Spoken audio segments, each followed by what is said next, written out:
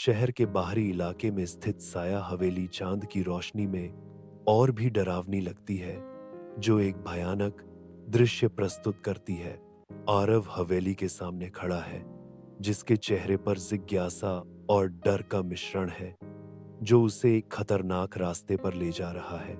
साया हवेली में धूल और पुरानी यादों के बीच आरव की नजर एक रहस्यमय तस्वीर पर अटक जाती है। कैनवास पर बनी एक सुंदर युवती की तस्वीर, जिसकी आंखें आरव को भेदती हुई महसूस होती हैं, एक अनकही कहानी बयां करती हैं। आरव के मन में उस रहस्य को जानने की तीव्र इच्छा जागती है, जो इस तस्वीर में छिपा है।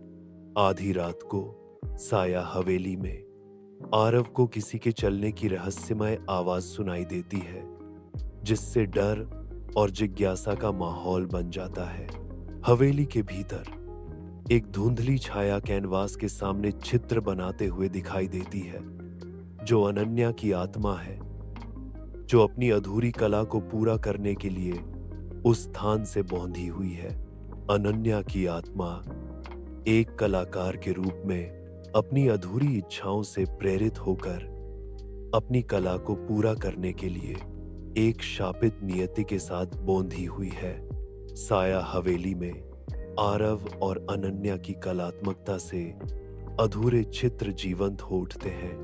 अंतिम चित्र के पूर्ण होते ही अनन्या की आत्मा मुस्कुराती है और प्रकाश में विलीन हो जाती है, जो एक नई शुरुआत का प्रतीक है।